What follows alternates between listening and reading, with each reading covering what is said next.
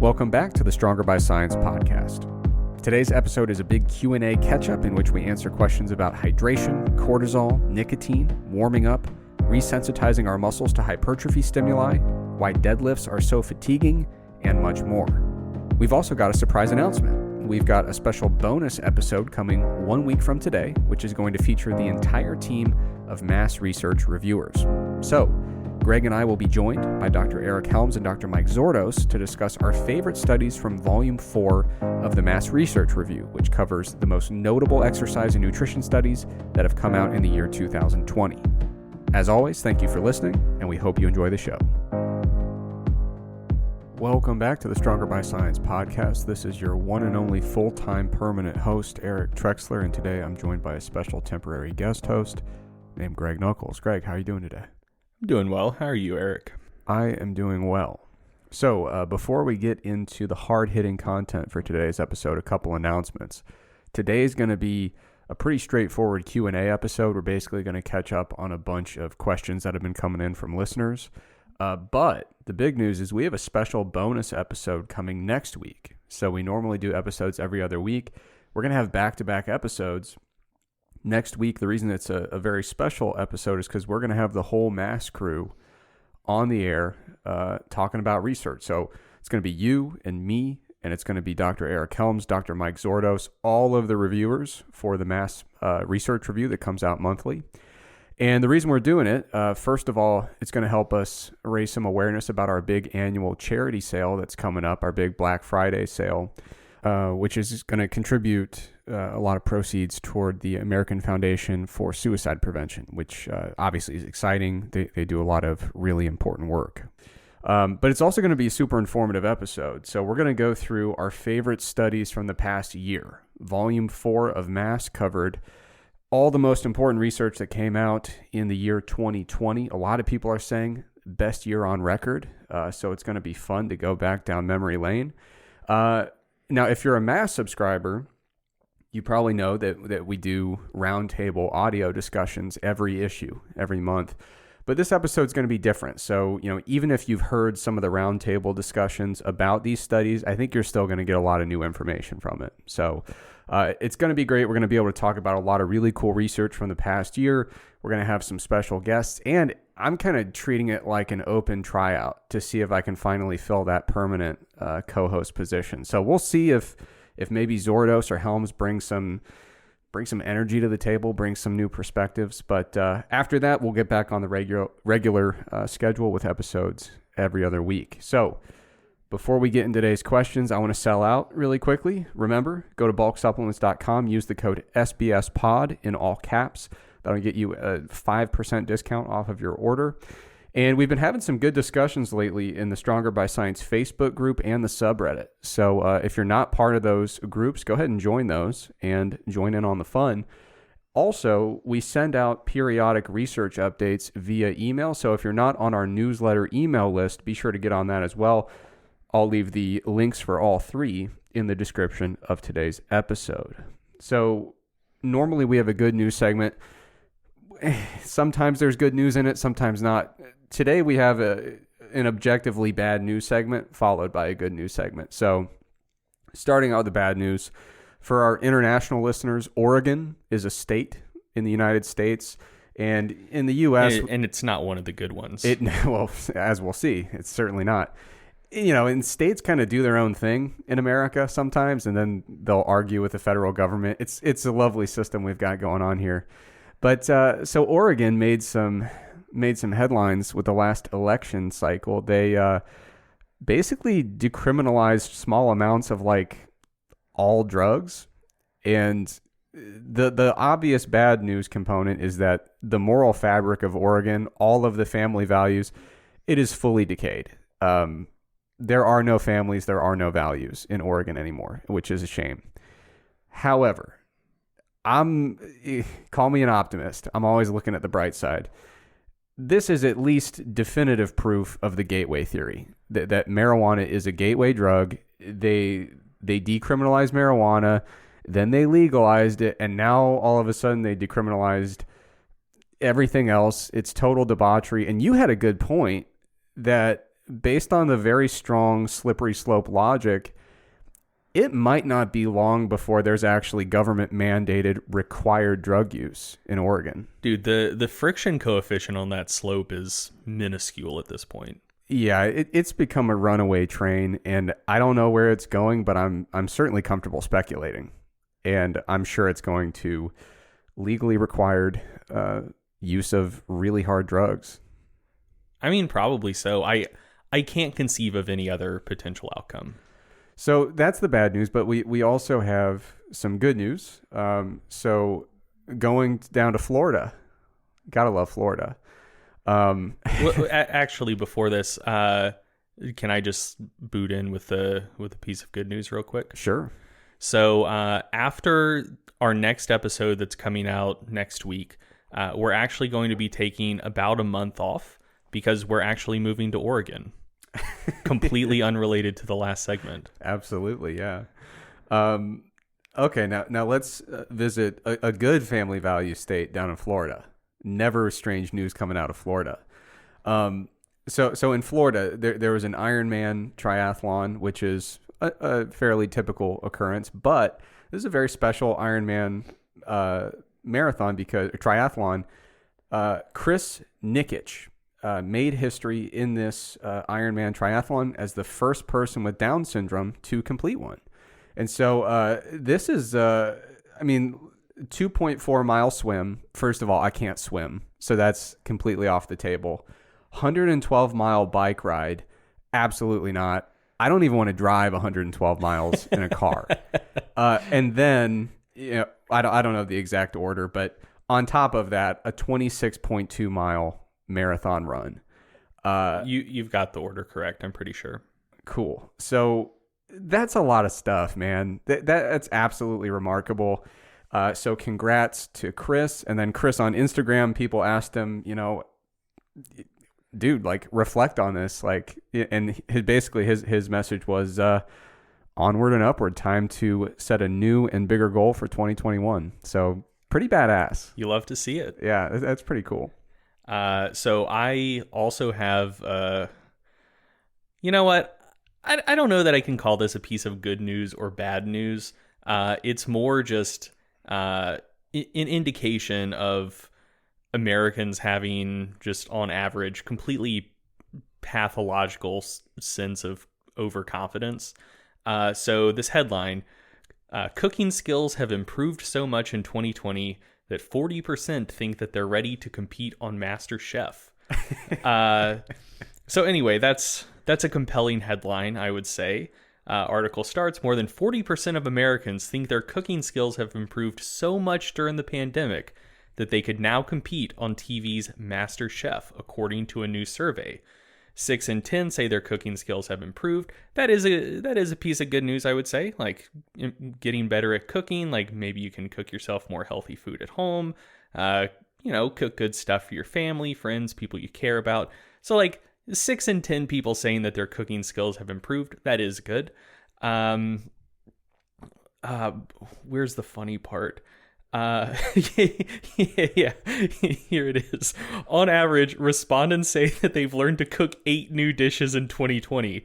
So just think about that for a second. They were essentially saying, like, look, I wasn't that good at cooking before, but prior to the pandemic, literally the only thing standing between me and being a top chef, quality chef, was fucking 8 new dishes, which is actually pretty wild. You're not even getting warmed up on the what's that place called, the Cheesecake Factory. I mean, you're on page 1 still, dude. When Cheesecake Factory drops their menu on your table, it's like a lost Tolkien book. Yeah. If you aren't, like, I'm sure it's regional to some extent. If you're not familiar with the Cheesecake Factory, I don't care where you live on the planet, Google their menu. I'm sure you can find it. You're going to think it's a joke. Yeah, this is probably only a slight exaggeration. I think it has somewhere in the neighborhood of like 300 menu items. It looks like an ambitious project to document the entire range of food dishes that can be made. Like, it is absolutely insane. But I will be honest, that allegedly good news story kind of bothers me a little bit because, people like you and me, we've been working on our cooking skills for years, like really honing our craft. And the fact that these newbies think they can just roll in and say, oh yeah, I can make mac and cheese. It's like, dude, you guys have not earned that. Like, you haven't done anything innovative. What are you doing with cottage cheese? Probably nothing. And it's a little bit insulting to me. I mean, I don't know if you feel the same way. No, I agree wholeheartedly. There are some other good nuggets in here as well. So the article continues: the secret to perfection, quality ingredients. According to 8 in 10 respondents who said that these are what differentiate a great dish from a mediocre dish. That's bullshit. Like, it's good if you can get your hands on high quality ingredients and you can afford it. But this just proves that these people are shitty fucking cooks. Because, like, if you're decent at cooking, you can make, like, not great or, like, middle of the road ingredients into a very, very good meal.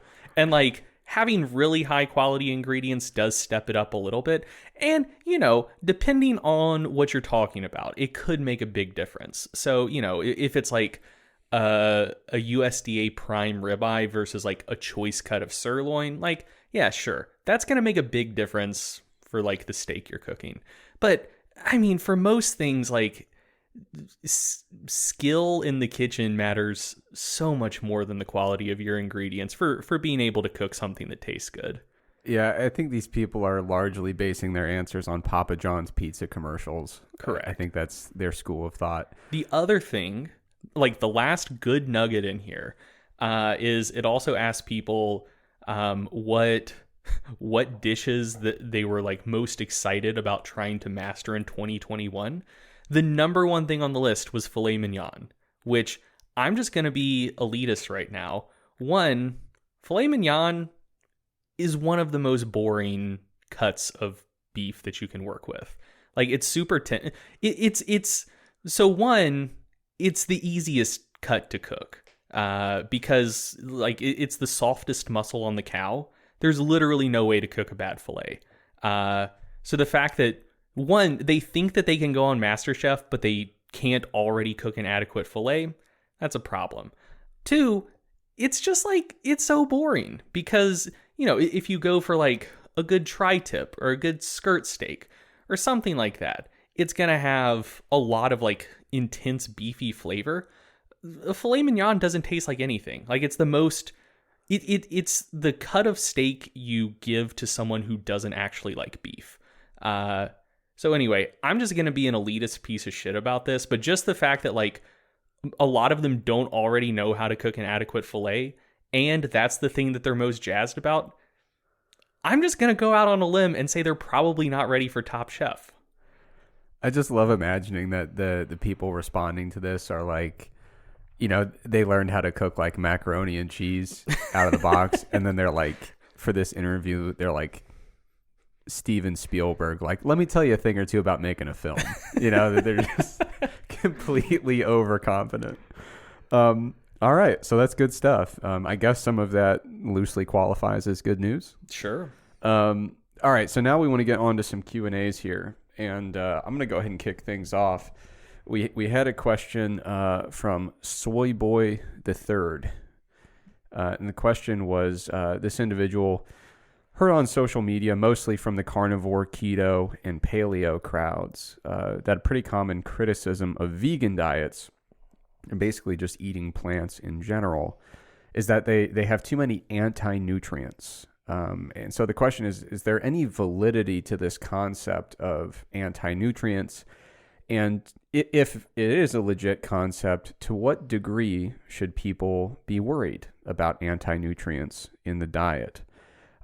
This is a good question. And, this is not an area where I've spent a lot of time reading over the years, but I kind of refreshed my memory, took a look at some materials in the process of preparing to answer this. And first things first, anti-nutrients are a real thing. So it's not like they're completely fake news. you may have heard in the past that a lot of plant-based micronutrient sources have comparatively lower bioavailability for some nutrients compared to animal-based sources. And anti-nutrients are not the only thing playing a role there, but they certainly can play a role there. So anti-nutrients, one of the reasons that they come up a lot in nutrition is that they do have the capacity to block or disrupt the absorption of certain nutrients. And so you start thinking about the food matrix or the composition of a meal. And so you're thinking, okay, I'm trying to get this nutrient from the meal, but I've got this anti-nutrient that could be interfering, reducing, or fully blocking the absorption of the nutrient that I'm trying to get. So these anti-nutrients are naturally found in a lot of plants. And generally speaking, they're compounds in the plant that are designed to protect the plant from bacterial infections or being eaten by insects, stuff like that. So these anti-nutrients typically have a reasonably important role in the plant itself. So some common anti-nutrients that you'll see, we'll talk about phytates, tannins, lectins, oxalates. There's a whole long list of things that kind of fall under this umbrella. So these anti-nutrients, they are real, but they are not nearly as scary or worrisome as a lot of people make them out to be. First and foremost, there are a lot of anti-nutrients that are found in foods that are objectively, unequivocally healthy as hell. Like, pick your favorite. I'm sure there are some people who would equivocate about that. I mean, pick your favorite vegetable that's just absolutely filled with micronutrients top to bottom. It's probably got an anti-nutrient somewhere in there. I mean, I saw a very interesting interview with what's his fucking name? Paul Saladino. Oh, okay. On Joseph Rogan's podcast, talking about how actually vegetables are bad. Well, that's one school of thought. That's not my school of thought. And this is one of those things, like when you're starting with a premise from anything nutrition related, the starting point shouldn't be, okay, let's, as a starting point, throw out everything we know about food, right? Like there's a whole lot of really good evidence indicating that a lot of vegetables are really good. And trying to throw out all of that evidence in one fell swoop is quite a tall task. And most who try fail pretty hard. But anyway, the idea that you should completely avoid foods containing anti-nutrients, that's a bad plan. There's a lot of really, really good, nutritious, healthful foods that do contain some amount of anti-nutrients. One of them, by the way, coffee. Coffee has some anti-nutrients. And around this show, we don't tolerate people speaking poorly about coffee. So right off the bat, put me in team anti-nutrient if coffee is in that category. So you said tannins as well, right? Yeah. So that rules out red wine as well, doesn't it? Yeah. Whew. So I mean, if you had to pick a camp, I know which team I'm on for sure. Give me all the anti-nutrients. So, there's all these foods that are awesome and or nutritious that happen to contain some anti-nutrients. So of course the solution is not avoidance of anti-nutrients. Rather, you should generally be aware of them, I guess, if you want to. But the important thing to keep in mind is that a variety of different cooking and processing methods do impact anti-nutrients and will diminish their ability to do these nefarious things. So they'll be removed from the food in the process of cooking and processing, or they'll be heavily impacted in terms of their function upon ingestion. So, you could try to account for them when you're looking at your diet, and the way you would do that without being completely without getting it'd be really a pain in the ass to go through and look at every little meal you're having and what are the nutrients, what are the anti-nutrients, what's the balance here. I mean, the best approach, in my opinion, is try to eat a broad, diverse selection of food sources with a variety of different cooking and preparation methods, and it's probably going to be fine. And if you're really worried about it, especially if you're really high on the plant-based food sources, like for example, if you have no animal food sources whatsoever and everything's plant-based, like I said, a mixture of food sources, a mixture of preparation methods, and maybe you just shoot for a little bit higher than the recommended intake, the minimum recommended intake for a lot of these different micronutrients. I mean, it just that alone, it's pretty simple. We really don't have to worry too much about anti-nutrients. You look at studies on vegetarians and vegans who eat diets that are either high in plant foods or exclusively contain plant foods. We don't see, a laundry list of notable micronutrient deficiencies that are actually attributable to the presence of anti-nutrients. There might be some deficiencies if they just don't eat a thing. That can be the case, but we really don't see a lot of disastrous outcomes when we look at diets that happen to have a lot of anti-nutrients naturally present. So the best defense. Oh, I should also mention there's also some researchers have suggested that potentially the body may be able to adapt a little bit to the presence of anti-nutrients to increase the absorption of certain vitamins and minerals in the gut. But the best approach, in my opinion, is not to lose any sleep over anti-nutrients. I don't think anyone needs to really take that deep a dive into their diet and kind of suss out all the details of where anti-nutrients are finding their way in. It really just comes down to eating a varied diet with plenty of food sources, different food combinations, different cooking methods. And, one of the things I always say about nutrition is that weird diets can have weird effects. So if your diet is 90% raw broccoli, yeah, I mean, then you might want to take a look at that, right? But if you're having a varied selection of food sources with a variety of different cooking and preparation methods, anti-nutrients probably don't even really need to enter your mind at all. And sometimes when I'm trying to recenter my perspective on a particular nutrition topic, a question I ask myself is just if I never learned that this concept existed, would I be completely fine and not regret any of my food choices? And with anti-nutrients, I think probably the answer is yeah, if you never learned that they existed, you'd be fine and you wouldn't have to alter your nutrition choices in any way. So it's a thing that's real, but it's not something that should occupy a substantial portion of your mind. It's certainly nothing that you should lose sleep over. Okay, moving on. We've got a question for Greg. This question's from Keen for Ketamine, probably out of Oregon. Yeah, I was going to say, we already have some Oregonians writing in. All right. So here's the question. If I train for hypertrophy and I want to resensitize my muscles to growth/hypertrophy training, because I've been doing it for months and months and months, should I do one of the two options? Option one is just take 1 or 2 weeks either completely off of training or just do some really, really, really minimal training.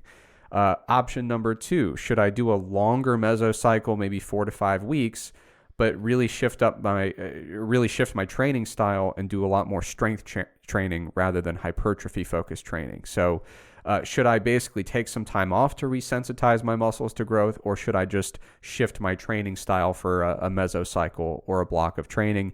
And one caveat that the listener mentions, they are only worried about resensitizing their muscles to hypertrophy. They don't really care about strength or, dropping fatigue via deloading or anything like that. So Greg, have at it. Oh man, so it's hard to say.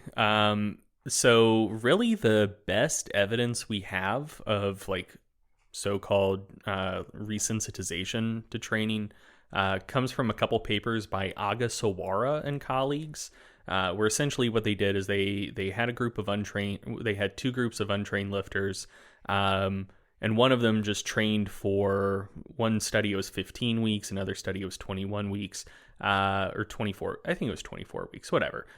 Reasonably long period of time. One group just trained for the entire period consecutively, and the other group basically was 6 weeks on, 3 weeks off, 6 weeks on, 3 weeks off, 6 weeks on, 3 weeks off, etc. And in that study, what they found is that over both durations, basically both groups wound up in the same place. So what they saw is basically like a logarithmic growth curve in the group of people who just kept training continuously. So faster gains at first, and then, still making gains at the end, but the rate of progress slowed down considerably. And in the group going 6 weeks on, 3 weeks off, basically what they found is they'd get bigger for 6 weeks, they'd stop training for 3 weeks, lose some muscle, and then over the next 6 weeks, they would gain muscle again at approximately the same rate as the prior 6 weeks that they were training. And then they take 3 weeks off again, they'd lose some muscle, train for 6 weeks, gain a fair bit more muscle. And basically what happened is those two groups wound up in the same place.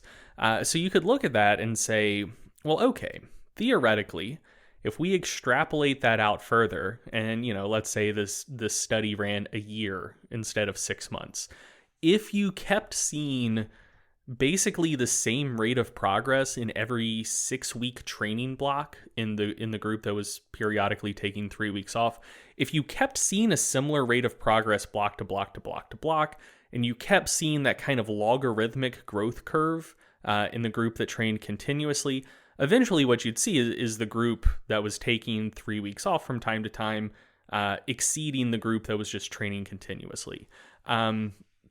And so, one, we don't know if that's the case because, study ended after 6 months. We don't know what would happen after a year. And two, that's a relatively extreme intervention, I would say.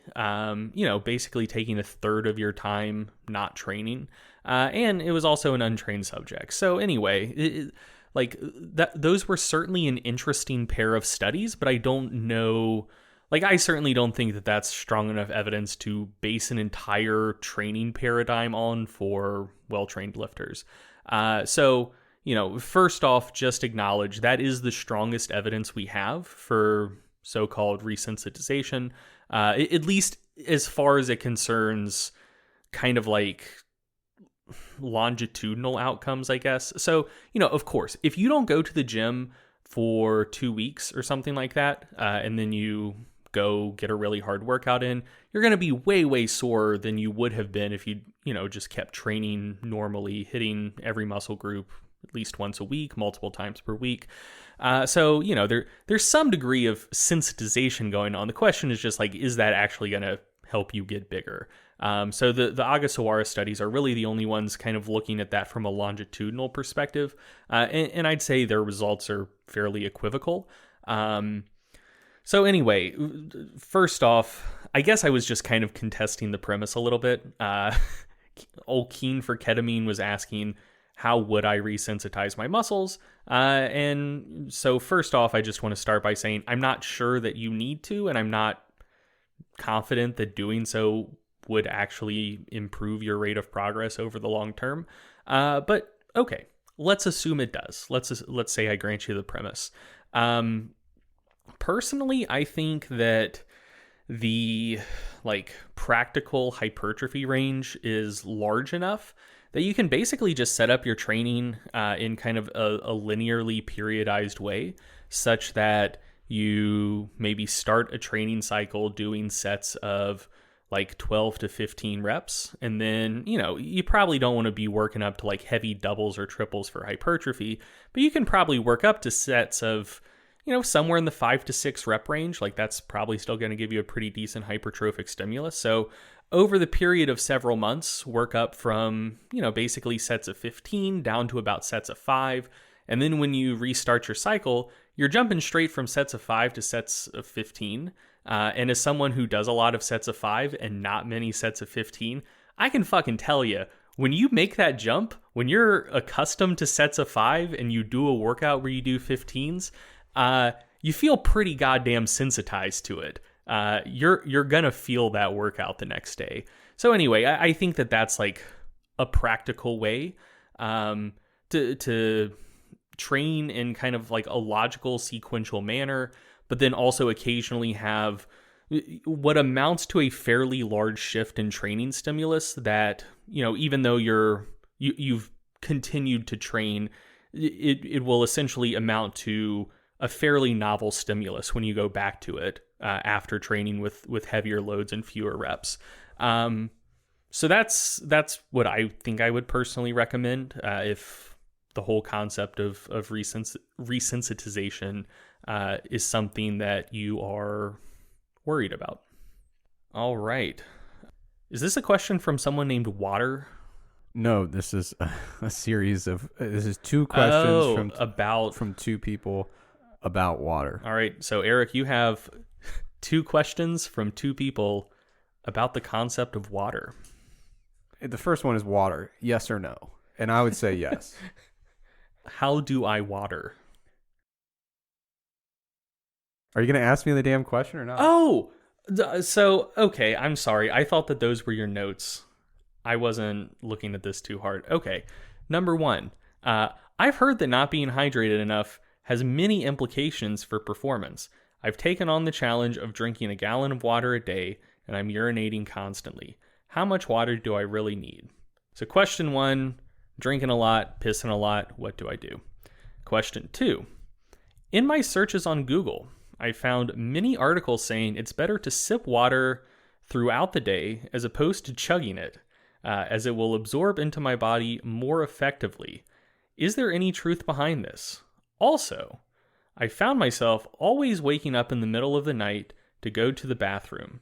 Is this happening because my body isn't better absorbing the water throughout the day? Is there any research to back up not drinking water at least an hour or two before going to bed in terms of not waking up at night? Yeah, so we got two questions about water. When I saw these, I started laying out an argument in defense of the concept of water, and then I figured that's probably not how we need to spend airtime. I mean, so water's good. How does it affect performance? Well, if you're excessively dehydrated, your performance starts to tank. It's a pretty straightforward relationship. And then, of course, hydration goes far beyond performance. It's just a matter of general health. We need water. We are largely made of water. Water goes in, water goes out. You can't explain that. But the thing about hydration, one of the key things that kind of links both of these questions together is when it comes to hydration, of course, we need to make sure we have enough water coming in per day. But there's also a very temporal aspect to hydration. So like a lot of times, being in the bodybuilding world, you'll see the people who are like, yep, gallon a day, every day, baby. But it's like 7 p.m. and they've had 3 sips of water. And they're like, well, I'm going to get my gallon in. And it's like, yeah, but you're going to drink all of it at once, immediately piss out all of it, wake up twice during the middle of the night to pee, and you spent most of your day dehydrated, right? Like that's not a good strategy. So it's not just about the total amount of water. It's about getting hydrated when you wake up and staying hydrated throughout the day. That timing aspect is pretty important for us to actually enjoy the benefits of being in good hydration status. So first of all, how much water per day? The DRI for water is for males 3.7 liters and for females 2.7 liters. What's that in freedom units though? About 3.7 quarts, because they're about the same thing. Very cool. So for males it's a little bit under a gallon, and for females a little under 3/4 of a gallon. The DRI, it's important to recognize, though, that's not just like, hey, here's the jug you fill up at the beginning of the day. That's total water intake, total fluid intake coming from the water you drink, other beverages you drink, and then also the water that's present in a lot of foods. And so roughly speaking, for the typical diet, whatever that means, about 20% of the water you're taking in is probably coming from food, and about 80% is probably coming from beverages. But when it comes to these totals throughout the day, I think the question is, what's the downside of going a little over? Like virtually nothing, right? Now, if you are drinking water to prove a point, if you're doing like, there's that, unfortunately there was that story, there was like a radio station doing like a competition, I think. It's like, hey, who can drink the most water and not not like piss or whatever. They did not run that by their lawyers. No, so somebody died, if memory serves. Wait. So they were trying to not pee? I think so. I think it was like something like that. Like, did their bladder explode?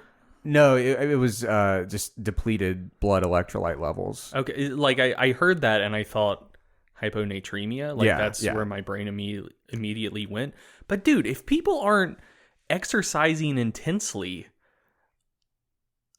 I would just strongly anticipate that they're that they would be unable to stop themselves from peeing prior to consuming enough water to wind up with hyponatremia. I don't remember the details of the contest, but the general concept, hyponatremia exists.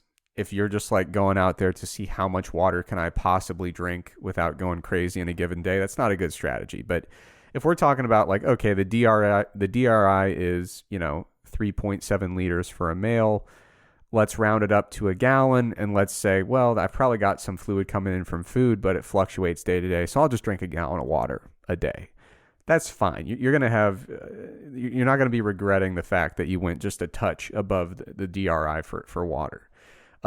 Being a little bit below, I mean, if you're only 1 to 2% dehydrated, 2 to 3% dehydrated, once you get close to 2 and beyond, we can start to see some of those performance impairments depending on what your training looks like. So if you're choosing between being a little over and a little under, I'd say a little over is a nice place to settle.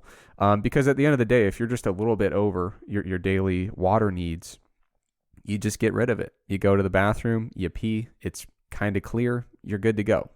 So the important thing, like I mentioned, though, is it's not just total intake. It's the temporal aspect. So you want to get hydrated when you wake up. Get out of bed, start working on your hydration for the day. So the way I always phrase it is get hydrated and stay hydrated, not just like, hey, let's chip away at this gallon.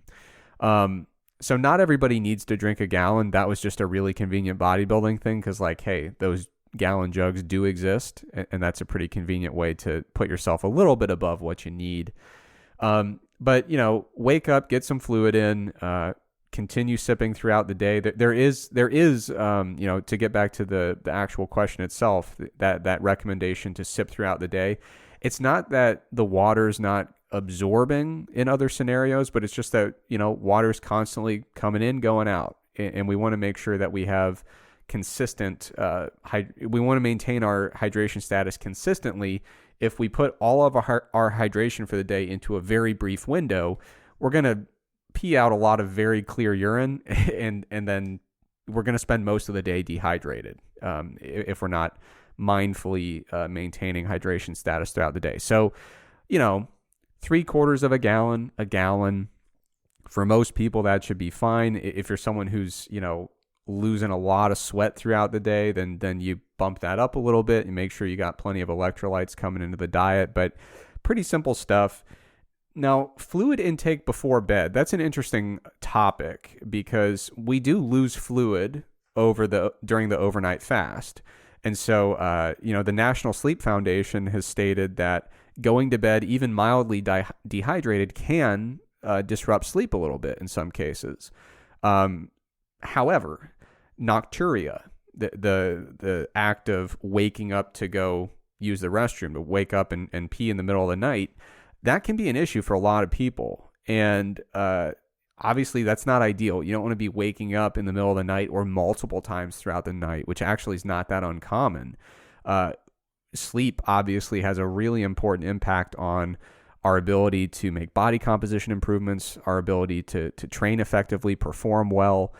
So sleep disruption is not a good thing. There's plenty of research on that. So if you are noticing that you are waking up and waking up and peeing once, maybe twice or more, multiple times throughout the night, then you might want to consider tapering your fluid intake in the evening hours. So like I said, wake up, get hydrated, stay hydrated, but during those evening hours, 2-3 hours before bed, you might consider tapering down your fluid intake just to make sure that you're not going to have to wake up in the middle of the night to use the restroom. So it is a challenging balance to reach there. Well, and I'll just add that's especially a big deal if a full moon is approaching or has recently occurred, because basically, like, your body's like the oceans. The moon pulls on it like the tides. Yeah. And it will pull on your bladder and almost kind of like draw you out of bed via tidal forces. So yeah, like especially watch fluid intake around sleep around the time of a full moon. Yeah, or other moons, sure. But yeah, so you've got a fine balance there, right? That's not serious, by the way. It's not. You go to bed, you don't want to be dehydrated, but you also don't want to be excessively hydrated such that you're going to wake up in the middle of the night and have to pee. So what I would encourage you to do if you're worried about it, is kind of keep a hydration schedule throughout the day and kind of figure out what works for you. So obviously, right upon waking, you want to get, a solid, at least a couple cups of water in, get your hydration off, get it started on the right foot for that day. Maintain hydration by having a schedule of, getting this many ounces, every 1, 2, 3 hours, and then figure out what kind of tapering you have to do toward the end of the day to be in a spot where you're not going to bed totally dehydrated, but you're also not waking up in the middle of the night. And I will say this, one of the things that can be really helpful for monitoring hydration throughout the day is really simple. It's just a urine color chart. It's not perfect, but it usually does a pretty okay job. And basically, you can look at the color of your urine and basically say, okay, these shades are pretty dehydrated in general. These shades are pretty hydrated. And like I said, it's not a perfect solution, but it's pretty easy. And it gives you a good indicator. Of course, there are other things that can impact urine color, so you'll have to keep that in mind. Certain vitamins can do that. If you have rhabdo, that's going to have a pretty pronounced effect, but you've got bigger problems to worry about. One time, so I did my dissertation on beetroot juice, and so one time I got really into beets and I was eating beets a lot because I was, when you're studying this stuff, you kind of naturally get an interest. You want to get a first person experience. And I was on a date and I went to the restroom and I just was like, hey, apparently all my urine's red. And I forgot that I had, drastically increased my beet intake. And so I was like, I might have to end this date and go to the hospital because I'm clearly peeing a lot of blood. Sorry for the visual there, but it wasn't. It's just beets. So if you are consuming a ton of beets or a ton of highly concentrated beetroot juice, using urine color is going to be difficult because it's not going to be it's not going to be on that chart. It's going to be pretty red. But generally speaking, for most people, wake up, get hydrated, stay hydrated, taper down toward the end of the day if you need to, and just monitor urine color throughout the day. It should be a good strategy. So one thing I'll add, if waking up in the middle of the night to pee is a problem, there is a nuclear option that's on the table, so to speak.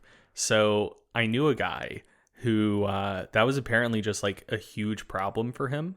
So I would lift with this guy from time to time, and he would always just seem super tired constantly.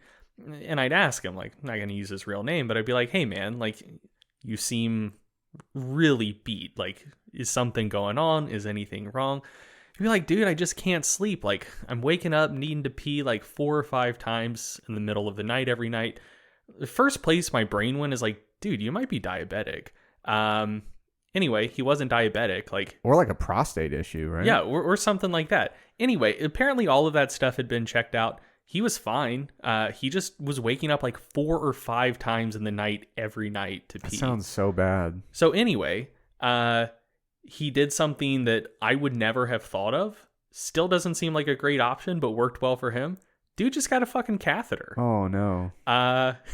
Anyway, I was in college. I was 19 at the time. So that seemed completely bizarre to me. That was the first time I'd ever heard of a catheter. So I was like, what the fuck, dude? But anyway, literally overnight, his entire energy level, his vibe, his outlook on life completely changed because he was able to sleep through the night. Oh man, I have so many questions, but we'll follow up off the air about that.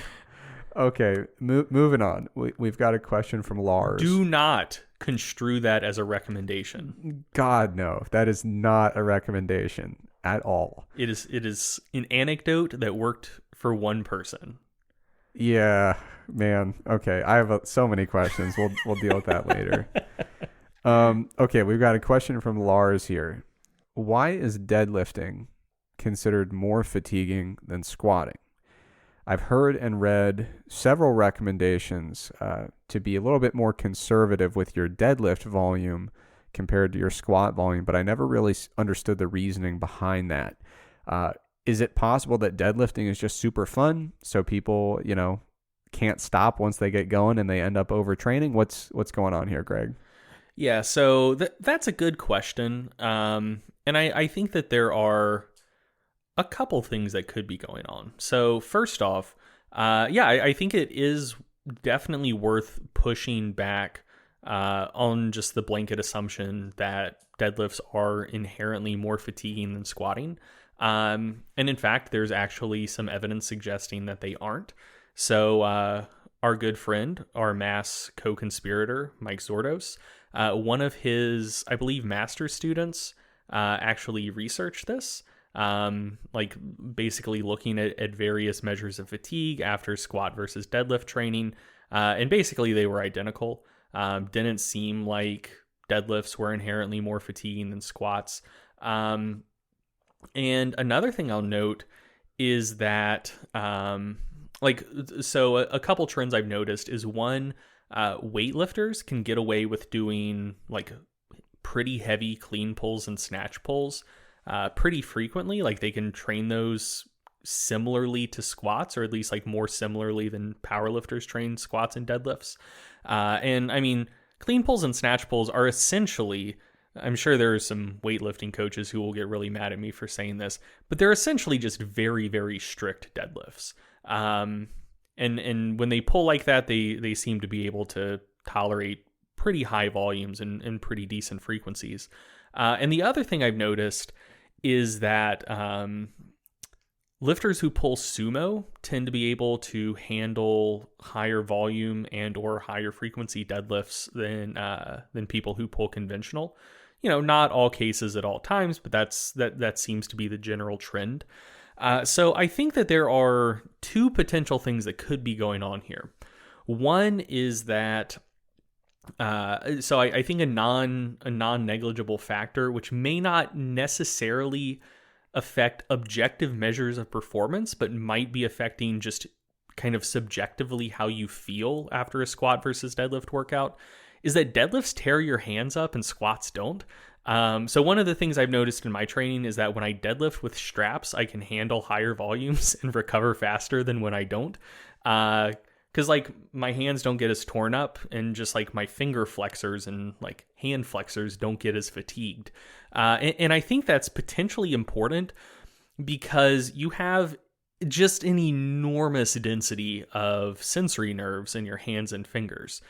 So if you've never looked this up before, a very cursed Google image search you can do that I strongly recommend is just Google somatosensory homunculus. And it's essentially a human body drawn to scale based on sensory nerve density. And so basically like your hands are very, very big. Your lips are very big. Most of the things on and around your head are very big. Most homunculi that I've seen are like safe for work, but when they actually draw the whole thing, like sexual organs are absolutely enormous. But yeah, it's based on like the density of sensory nerves. And so you have a shitload in your hands. And so I think that like when your hands are super fatigued or when they get torn up just from the knurling digging into them, I think that basically like anytime you're doing anything throughout the day that involves your hands, which, people use their hands a lot, I've heard, that's like a defining feature of primates, you're just getting like constant noxious feedback from your hands to your central nervous system. And again, like I don't think that would maybe necessarily affect many objective measures of performance other than like hand grip strength. But I do think it might just contribute to generally feeling kind of shitty after deadlift workouts. So I think that that's a non-negligible factor in play. And another thing that I think is probably more important and that probably, at least to some degree, explains, one, why people seem to be able to pull sumo more often than conventional, and why weightlifters can get away with relatively high volumes and frequencies of snatch and clean pulls, is basically you can just get away with more spinal flexion in the deadlift than the squat, especially if you're going pretty hard at it. So, basically, if you're squatting, and especially if you're high bar squatting, although this does apply to low bar as well, once your spine starts flexing, you're dead in the water. Because now, essentially your chest and shoulders are falling relative to your hips. If your spine is flexing and your hips are staying more or less in the same place, the bar might start shifting up on your shoulders. And at that point, you're done. You're going to lose the bar over your head. I've seen a handful of lifters in my lifting and coaching career who somewhat frequently flex their spine a fair amount in the squat and still completed the lift. And I know a few more people who basically can get away with that when they're really, really grinding a lift out. But for the most part, 95, 97, 99% of people, you start experiencing substantial spinal flexion in the squat and you're done. The lift's over. Whereas you can grind a deadlift with a pretty fair amount of spinal flexion and you just get close to lockout, you re-extend your spine, you're fine, and so I don't have what one might call science or data to back this up. But my experience both as a lifter and a coach is that if your spinal extensors get really, really fatigued, that makes literally everything else really, really fatigued. Once you get that deep, deep low back fatigue, shit's fucked for a while. Not in a danger, injury way. But you're just going to feel like shit and your performance is going to be bad until your low back is not as fatigued anymore. And basically I just think that conventional, not crazy strict deadlifts are more susceptible to bring that about than sumo deadlifts, squats, clean pulls, snatch pulls. So anyway, I think that those are the main factors in play. And another one that I'd add to the list as well is I think that there's some degree of path dependency at play here. So most of the popular novice programs out there, I don't know what percentage of lifters initially started their training career with starting strength or strong lifts, but I think it's a relatively large percentage.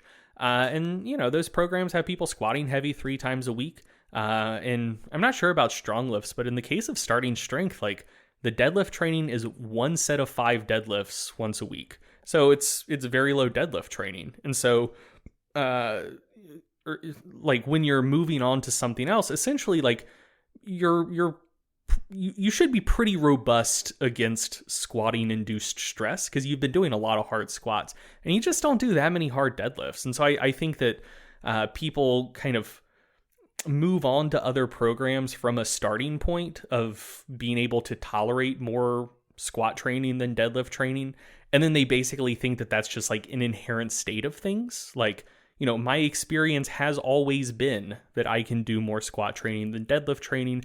Therefore, deadlifts are inherently more fatiguing. Whereas, in an alternate universe where those ratios were reversed, maybe if you're pulling heavy 3 times a week and only doing 1 set of 5 squats once a week, people might believe otherwise. Squats are inherently more fatiguing. If I try to ramp up my squat volume, shit goes to hell, but I can handle way more deadlifting. I don't think that would be completely implausible.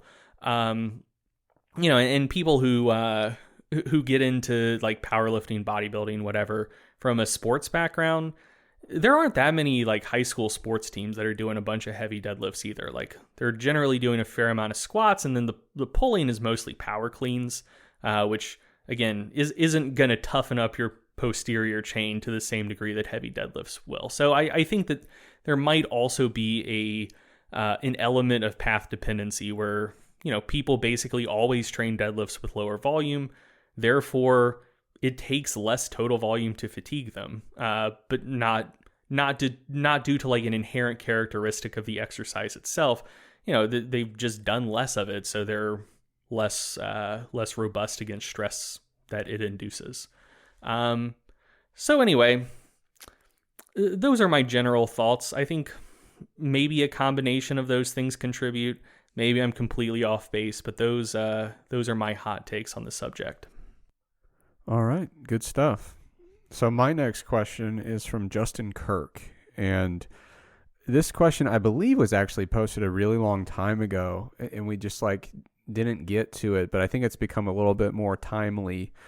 So Justin asked, do either of you two know of any available evidence on the altitude masks that people use in the gym? So you remember, it's probably like 2 years ago that those were really making the rounds, but people were wearing the altitude masks, and the whole idea was that they simulate altitude. You wear them when you're training, and you look like Bane. But the questioner, the listener who asked this question says, it seems like if you're not living at altitude, those adaptations that you might get from the mask would probably fade. So let me start by saying this. As someone who enjoys physiology and exercise physiology, altitude exposure is pretty awesome. Like, it is a cool thing. So when you're at altitude, the partial pressure of oxygen is lower. And, a lot of things change at altitude, but probably the hallmark adaptation, the thing that people talk most frequently about, is when you're at altitude for a while, we adapt by increasing EPO levels, which increases red blood cell content and ultimately enhances the oxygen carrying capacity of blood. Now, here's the catch. I think you can make a really good argument that the best option when it comes to leveraging altitude exposure for training purposes, I think the best option is living high, so living at altitude, spending most of your day and evening at altitude, but actually training at a lower altitude. So that's a common thing that a lot of endurance athletes do. And these adaptations associated with altitude exposure are most directly relevant to endurance type exercise.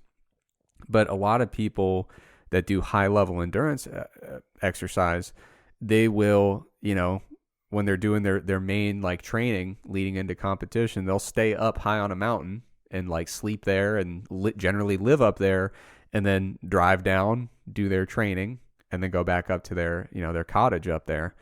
And what's really nice about that option of living high and training low is you can generally exist at altitude and get some of those adaptations throughout the day of having that low partial pressure of oxygen. But, training at altitude can be difficult because, the fact that during that early adaptation process, it's kind of hard to get the oxygen where you're trying to get it. That could theoretically impair your training volume. So it's a nice little mix of both. And there's some papers arguing about how you should balance that altitude exposure and whether you should train at altitude or train down low. But I think you can make a strong case that a pretty ideal scenario is altitude exposure most of the day and then training at a more, closer to sea level. Now, when we talk about these elevation masks, if we accept the premise that they work, which I don't, but if we do accept that premise, it's kind of the worst of both worlds, right? Because you're not wearing your altitude mask 23 hours a day and then saying, all right, I'm going to pop this off. I mean, maybe you're not. Yeah, but, I'm going to, lose the mask and go to my workout for the day. It's inverted. It's basically, I'm going to spend 23 hours a day doing my thing with my face fully unmasked, and then I'm going to put it on for an hour and go to the gym. And that's really not an ideal scenario, even if this was replicating altitude. But, there is published, exercise science literature on these altitude simulating masks, and there's just no benefit. I wouldn't even call them altitude simulating masks. Masks that they are marketed as altitude related. Because really, that's the rub. They don't simulate altitude. No, altitude. The partial pressure of the air you breathe through a mask is literally the same partial pressure as the air outside the mask. It's not doing altitude shit. It's not, and so there have been some studies looking at some different training protocols with or without these masks. No benefits for VO2 max, peak power output, or a variety of other aerobic and anaerobic outcomes. Generally, here's something that did change.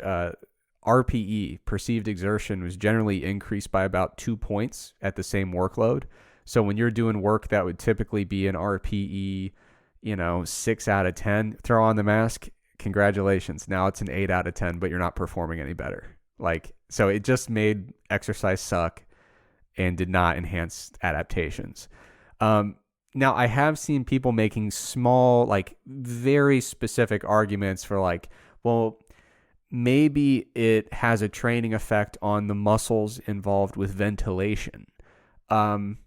Maybe, but it takes a very specific scenario for that to really impact training. There are very few people for which ventilatory muscles are their limiting factor for exercise performance. Yeah, that could be a factor for ultra endurance athletes.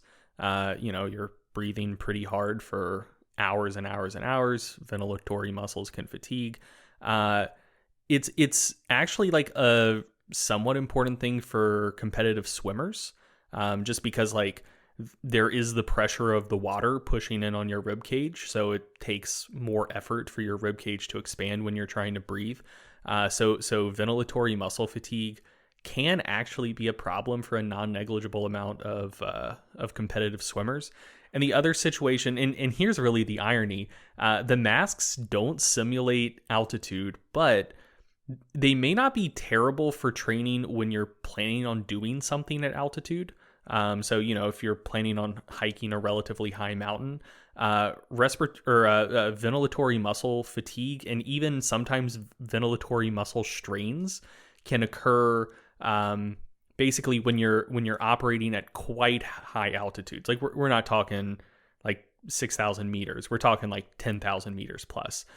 You can actually deal with pretty significant ventilatory muscle fatigue in situations like that. So even though the altitude mask doesn't simulate altitude, it may not be a terrible thing to prepare your ventilatory muscles for altitude.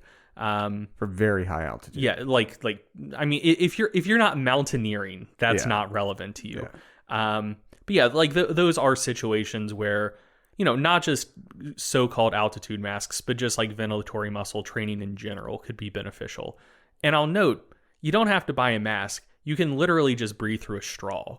That's how ventilatory muscle training is generally done. And just forcefully breathing through smaller and smaller straws is generally how it's done. But you can buy a mask if you want to. Yeah, but for most listeners who maybe do a 5 or a 10K now and then, or mostly lift weights, the ventilatory or the I don't even know what to call them. The masks that purport to simulate altitude, probably not an important part of your toolkit. But this, like I said, this question has become, if we kind of go a little bit on a tangent, a little bit more relevant, because obviously a lot of gyms across the world now require that you wear some type of mask. And a lot of people have been asking questions or speculating about how that might impact their ability to train, right? So these are very different from a mask that is basically designed to make it harder to breathe. That's the opposite of what they're trying to do. But there is some published research looking at exercise performed when wearing the types of masks that you might potentially wear to minimize COVID risk. And so there was a crossover study with 12 healthy males, and they had 3 different conditions. So it was either wearing a pretty heavy duty N95, that's a serious mask, or wearing a surgical mask, or wearing no mask. And an important thing to keep in mind is in this study, when we measure ventilatory gases in an exercise science lab, we also have to put on a mask to capture those gases. So if anything, this study is probably overestimating that mask effect, because we're talking about a mask on top of a mask there. So they're breathing through the mask and into the ventilatory mask that's capturing those gases. which probably wouldn't be particularly fun.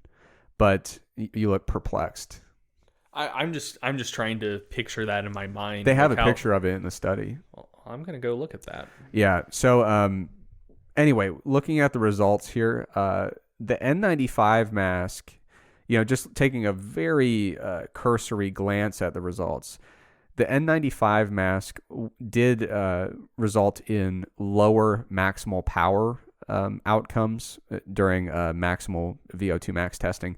Also, a lower VO2 max value was achieved during those tests compared to no mask. And the results kind of went in order. So in terms of max power achieved and VO2 max achieved, no mask was ideal. And then the surgical mask was a little bit worse than no mask. And then the N95 was worse than the surgical mask.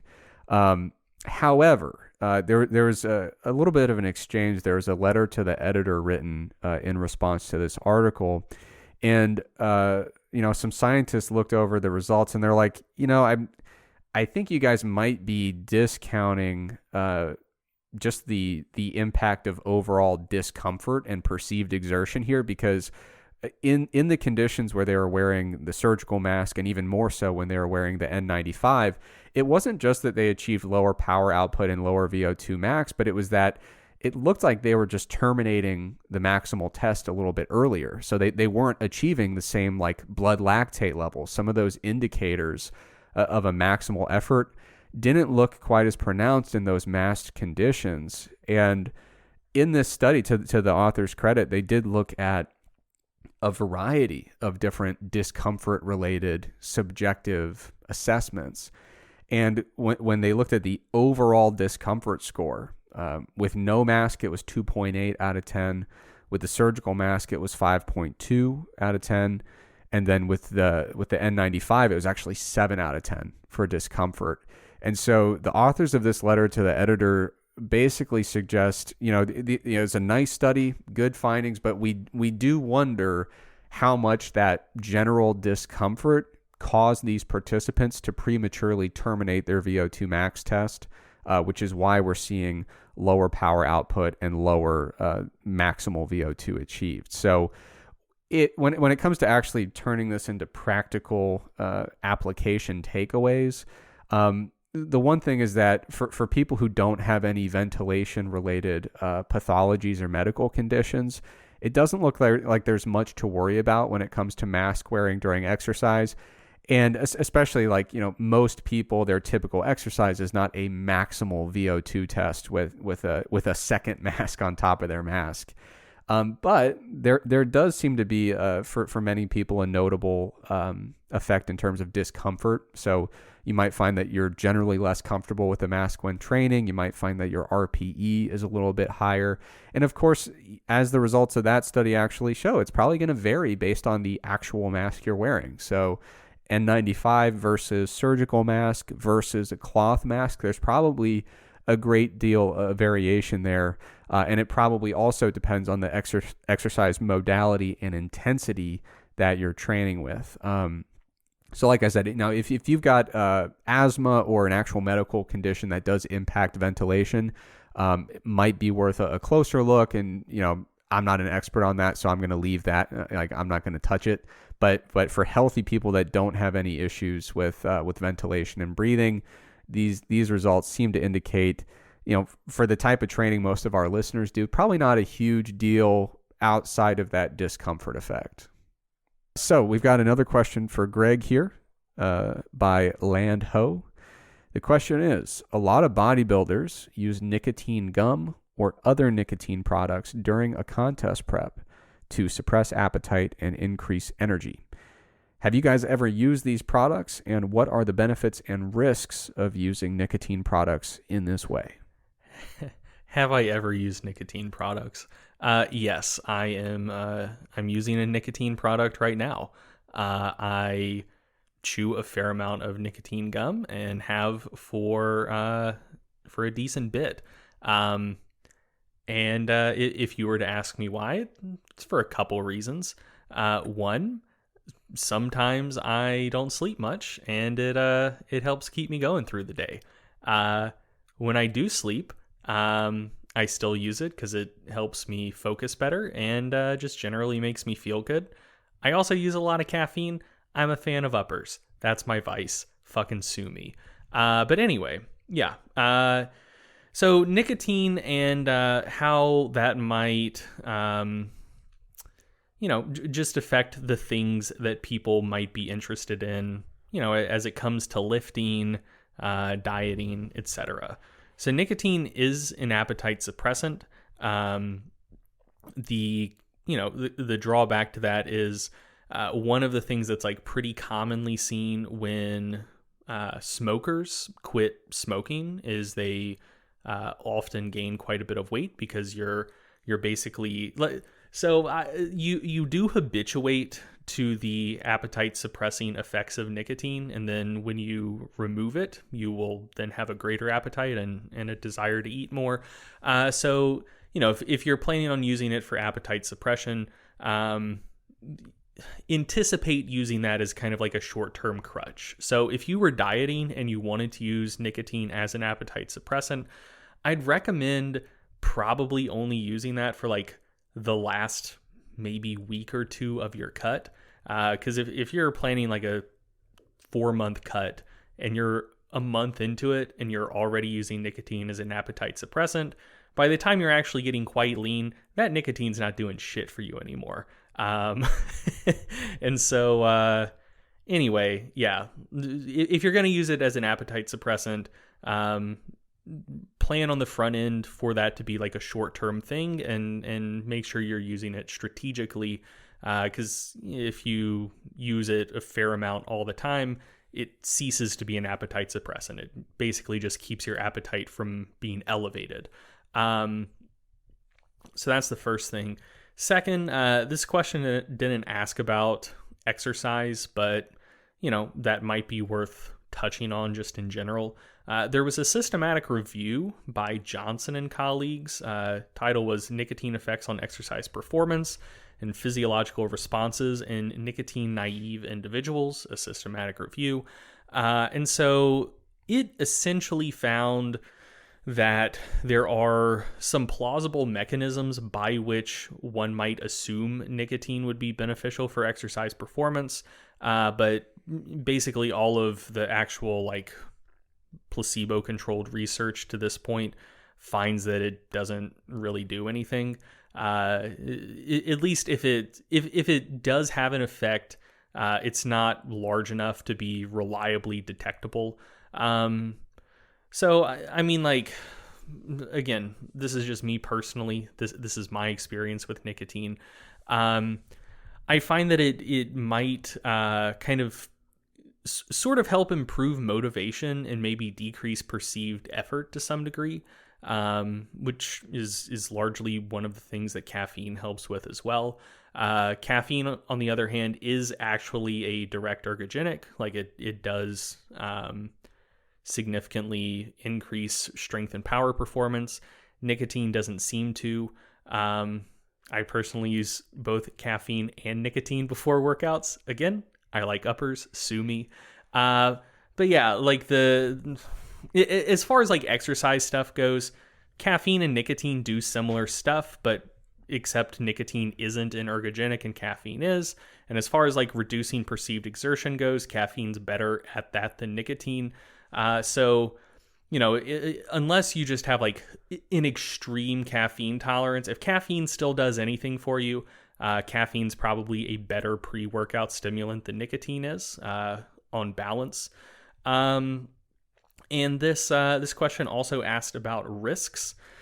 So my understanding is that, so first off, there's not just a ton of research on non-tobacco. Well, and these days there's also some on vaping.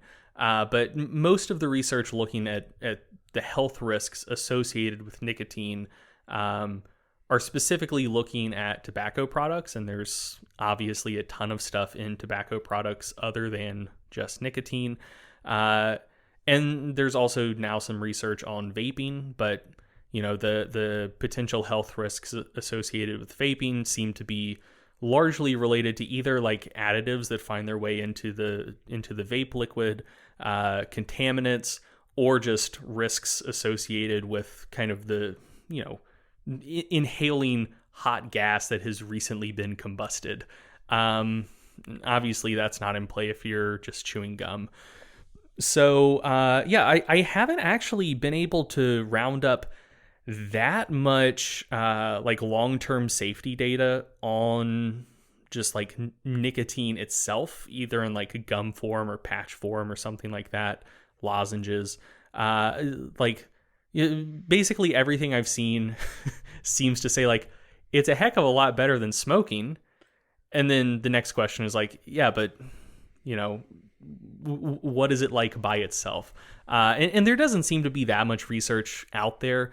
What I've seen seems to suggest that its safety profile is not that dissimilar to pretty much any other stimulant. Like if you have high blood pressure, it's a stimulant. It's going to exacerbate high blood pressure. If you have a heart condition that might be exacerbated by coronary hypertension, definitely not a good idea to use pretty much any stimulant. Otherwise, like it basically just seems to be a stimulant and have a safety profile comparable to other stimulants. So anyway, if I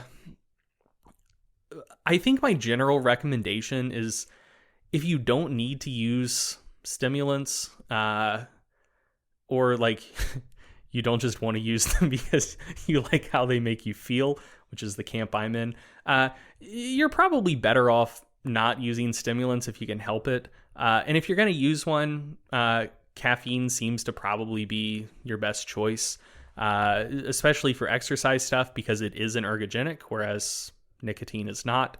And also you can consume caffeine in the form of coffee, which has a lot of health promoting effects independent of the caffeine. There's a lot of good stuff in coffee. Those are my general thoughts on nicotine. The other thing that I would add, I suppose, is if you're working relatively late into the night, and you do need stimulants to help keep you awake and help keep you focused, in a situation like that, nicotine might be, I'm not going to say advisable because that might get me sued. It's worth, I suppose, considering. So nicotine has a considerably shorter half-life than caffeine does. So if I'm finishing up work right before I'm about to get ready for bed, and I most recently put in a piece of nicotine gum like an hour and a half, 2 hours prior to getting in bed, I find that it doesn't really affect my ability to fall asleep, stay asleep, wake up feeling refreshed. Whereas, if I used my last relatively large dose of caffeine 2 hours before I was getting in bed, I'd be fucked. That would be a shitty night of sleep. That's another reason that I use nicotine. I try to basically stop using all stimulants, or at least like severely cut back on them once my workday is done. But if my workday is abutting when I'm about to go to sleep, nicotine seems to be more conducive to, or not more conducive, less anti-conducive to sleep than caffeine is, just because you're dealing with a much shorter half-life. Those are my general thoughts about and experiences with nicotine. Yeah, we've talked about this before outside of the show. I've never tried nicotine. I have a very addictive personality. I'm already addicted to caffeine, and I just feel like, why add more to the mix? Like how you mentioned, like if you don't absolutely need it, probably best not to even venture into it. Like that's kind of where I'm at. Is like caffeine's fine. I like coffee, and if I start using it, I'm going to start using it a lot. I just know how I'm wired. No, I agree wholeheartedly. Like one of the questions I'm asked the most is like, well, like, are you afraid you're going to get addicted? And it's like, I'm not afraid of it because I definitely am addicted. Yeah. That is 100% the case. I'm also very addicted to caffeine. Another thing that I'll say, and this is like purely anecdotal, if I do take like a true weekend day, I'll generally try to like push as late into the day as possible without using stimulants, just for kind of like a tolerance break, and also just kind of to see how far gone I am. And one of the things that's very, very apparent to me is like I need caffeine first thing upon waking, no matter how much I slept the night before. If I don't, within about 2 hours of waking up, I'm going to find myself with a splitting headache. So two options. If I say popped in a piece of nicotine gum right when I woke up and didn't consume caffeine, I'd still be in a very bad spot. Like without the caffeine, I get the headaches, I get withdrawal symptoms, not good. If I consume caffeine when I first wake up, I don't feel the need to consume nicotine. Like I think I feel a little bit less mentally sharp, but I don't really seem to experience any notable withdrawal symptoms. So yeah, like it helps me focus, and I like how it makes me feel. But I would say on like a relative level of addictedness, like I at least like physiologically, I'm considerably more addicted to caffeine than nicotine. But I'm definitely addicted to both. Yeah, I think mentally for me, one of the things that makes my caffeine addiction easier to manage is just the fact that there's not like any kind of stigma surrounding it. Like I was brainwashed as a child by Dare. It's like, dude, nicotine, that's bad news. But like if you talk about like, oh, I'm addicted to caffeine, people are like, yeah, me too. Check out my funny t-shirt about it. It's like a completely different thing, which is not necessarily a logical way to view it. But like for me, I'm just like, yeah, if I have to choose one crippling addiction, I feel like caffeine's the most palatable. That's just not a social pressure I feel. Yeah. Like when people find out, like I can see it in their eyes. I'm not saying there's anything wrong with it, by the way. No, I wasn't interpreting it that way. Like, but I can tell when some people find out, like some people judge me for it. I just don't care. Yeah, no, it's not that I would ever judge somebody for it. It's that I'm uncomfortable with me knowing I'm addicted to a thing that isn't caffeine. Yeah. And it's completely arbitrary. I admit it's not a logical perspective, but like such is the nature of brainwashing. Dude, change of subject since you mentioned Dare. So previously on the podcast, I've mentioned that one of my favorite podcasts is called You're Wrong About. Yeah. Strongly recommend it. Very entertaining. They had an episode on Dare and how completely ineffective it is. I strongly recommend people check it out. It's a very good episode. But one of the things that they mentioned, which I guess I hadn't really thought about, because it's one of those things that like I grew up with Dare. For people outside the US that don't know what Dare is, it stands for Drug Abuse Resistance Education. And basically like someone would come into the school, generally a cop, like it was a cop for us. I think that's just kind of how it worked. And they basically say like, look, if you do drugs, you're going to fucking die. I personally will arrest you and send you to prison forever. All of your teeth are going to fall out. Like everyone who has ever done any drug goes to prison for 20 years and dies on the street. Like it was like a 100% fear-based thing with a slight educational component about like the negative effects of every drug in existence. But the thing is, it backfired really badly. And like one of the reasons it backfired is basically you have a cop going into the school and saying like, hey, here are all of the drugs that are out there that you know nothing about these drugs. Those weren't ideas floating around in your head. I'm just going to inform you about every street drug in existence. So if you're the type of person who might get curious about drugs, I am going to satisfy that curiosity and let you know what is out there that you might want to experiment with. And two, when I'm telling you how drug dealers might approach you and might solicit you to buy drugs, I am simultaneously telling you where you might be able to find drug dealers and how they might interact with you if you're the type of person who wants to feel out like, oh, is this person a drug dealer? Can I ask them to buy drugs? Or like, is this a fucking cop or someone who's going to snitch on me? And so like, it's an educational program that is essentially informing people what drugs are out there and how to obtain them. To some degree, it's a brochure and then a script for like, okay, here's how you get it. And then also like it would like shake people's confidence in authority figures like surrounding the topic of drugs, because it was just like 100% a fear campaign. It's like, we joke about the dangers of marijuana use, but like, if we were a DARE officer, all of the things we've said about marijuana on this podcast, we probably would be saying to like 5th graders completely unironically. And so, you plant those ideas in kids' heads, and then, they get to middle school and some people start doing drugs, and then they realize like, wait a second, like that's still my buddy. They haven't changed that much. I feel like officer so-and-so lied to me.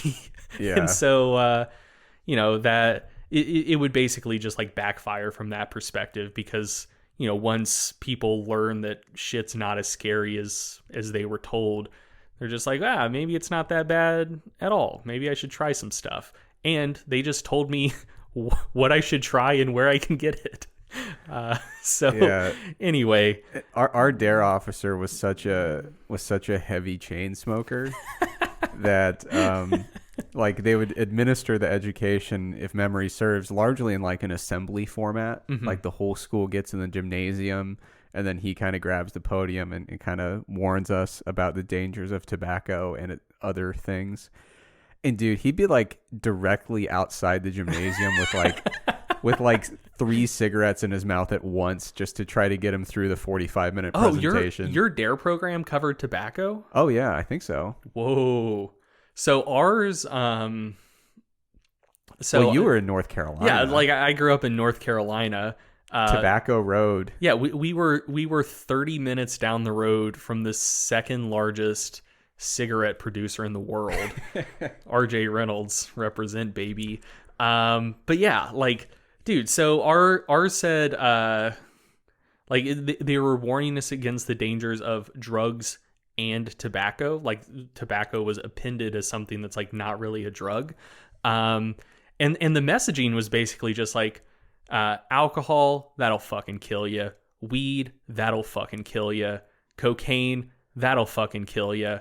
Cigarettes, not great. If you use them responsibly. Like that. So I think they may have geographically tailored the cigarette portion of DARE. Yeah. I mean, we were in Ohio, so we didn't have any of that lobbying going on at the local level.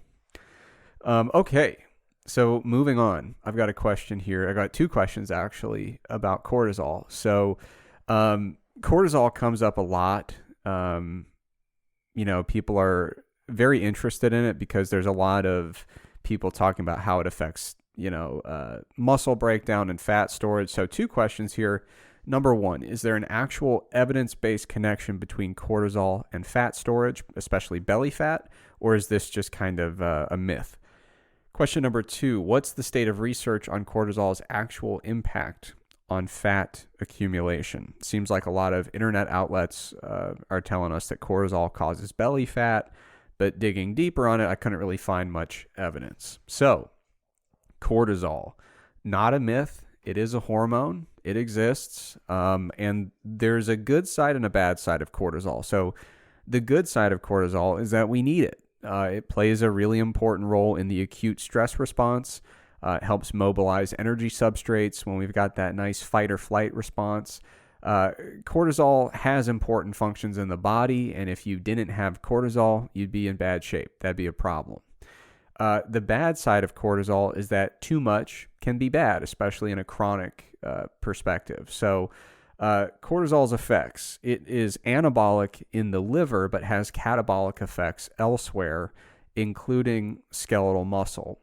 And it also can have some divergent effects on adipose tissue. So in some instances, it can cause lipolysis. In other instances, it can cause lipogenesis. But, a really easy way to look at the effects of cortisol is in an extreme example. And I think probably the most extreme example that's commonly known would be Cushing's syndrome. So this is a medical condition in which you have chronically very high cortisol levels. And it does present clinically with a particular pattern of body composition characteristics. So an individual with Cushing's syndrome will often present with fairly thin extremities. A lot of that is because, like I said, generally catabolic outside of the liver. So it can be difficult to put on muscle mass in the extremities with chronically, chronically high cortisol that is pathological in nature and outside of the typical reference range. Now, individuals with Cushing's syndrome will also typically present medically with greater adiposity in the face, the neck, and the trunk. And a lot of times there will be abdominal obesity present along with insulin resistance, high blood pressure, and dyslipidemia. So Cushing's syndrome is kind of a glimpse at what happens when there is really high, chronically elevated levels of cortisol. And it's kind of an exaggerated look at mechanistically what does cortisol do in terms of body fat accumulation and effects on skeletal muscle mass. So in terms of what cortisol does, that's pretty straightforward, and I think Cushing's syndrome gives us a pretty straightforward glimpse into that. But it's really important to recognize that is a very extreme example. So when people talk about cortisol in the fitness space, they'll talk about the small fluctuations within the normal range that occur in response to a heavy training bout or an isolated instance of, kind of like panic or, psychological stressors. And in the fitness space, the practical impact of cortisol, I think, gets blown out of proportion because the acute fluctuations that occur within typical ranges really are not a big deal. So if you've got acute cortisol elevations that are related to exercise or psychological stressors, there's no action needed. That's normal ups and downs. And there's also a diurnal variation where throughout the day, we'll see cortisol values go up and go down. So in the overwhelming, huge proportion of instances, there's just absolutely no action needed when it comes to your cortisol levels. Now, if you have chronically high cortisol levels due to pretty severe and pretty constant stress, then there probably is some action needed, but you're not intervening on the cortisol. You're intervening on the source of the stressor. So if you are just chronically living in a state approximating terror, you do want to act upon that, but it's about stress management or as much as it's feasible, removing those stressors from your life.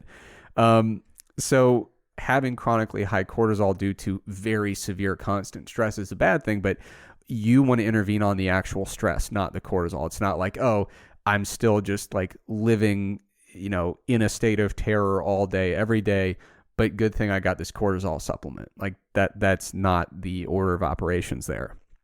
And then finally, if you have chronically high or low cortisol levels that are outside of the typical range due to a medical condition, again, that's something that you will want to intervene on, but it's not by getting like a cortisol supplement.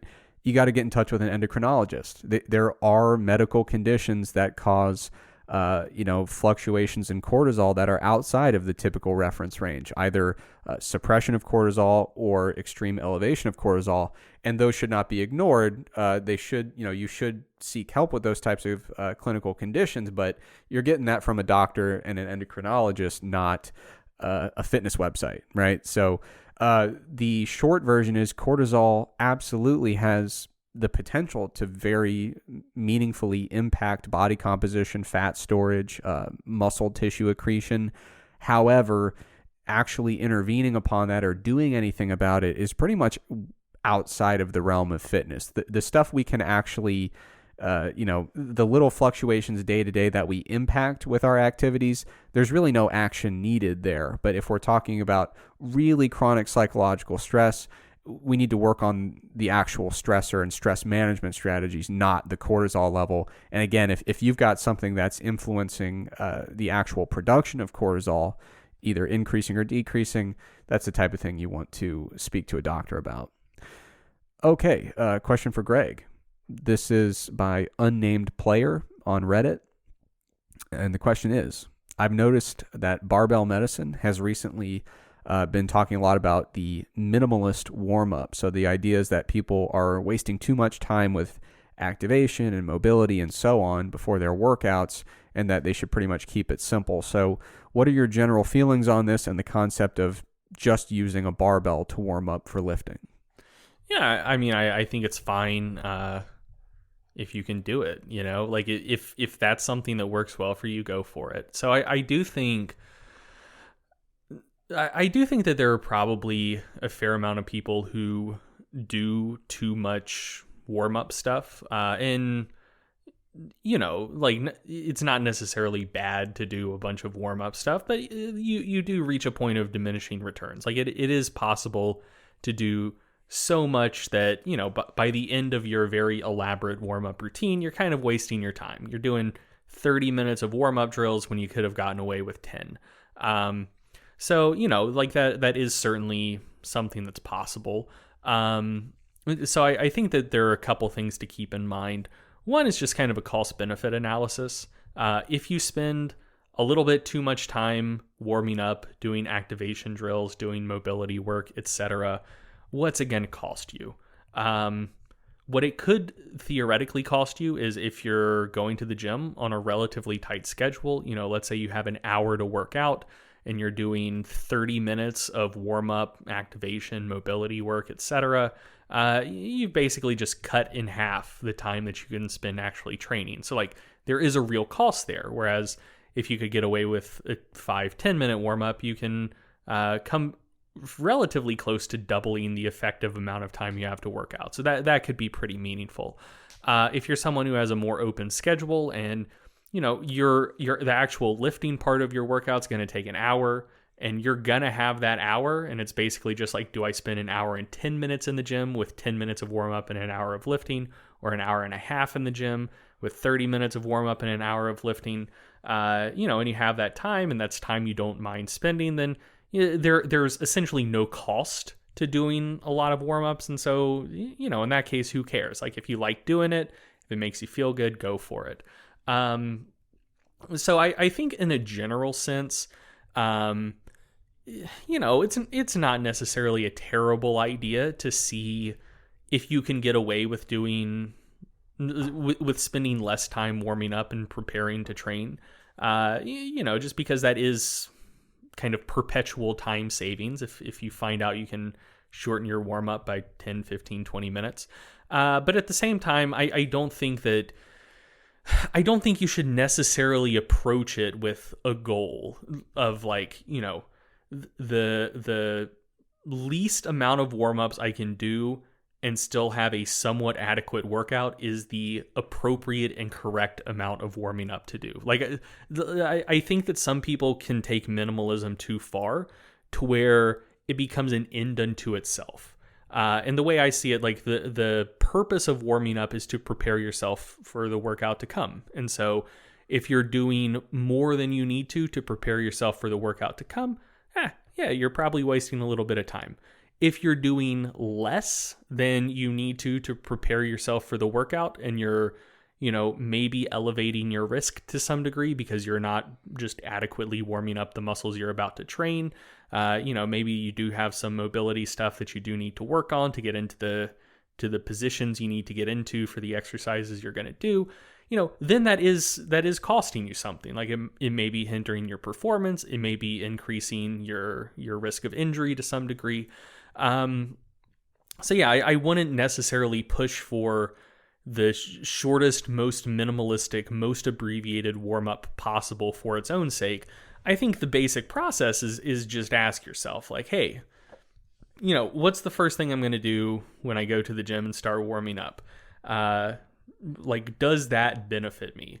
And you can troubleshoot it, like each little step in your warm up, just leave it out one workout and see how your workout goes. Do you still feel fine? Okay, maybe you can leave it out. Okay, now maybe you've gone from 5 things in your warm up to 4 things. Okay, kick another thing out. Do you still feel fine? Does your workout still go well? Cool. You can leave that thing out. Okay, now you're down to 3 things in your warm up. Okay, now you boot another thing out. How does your workout feel? Not quite as good. Okay, maybe leave that thing in and try booting out one of the other 3 things that are left. Basically just use that troubleshooting process.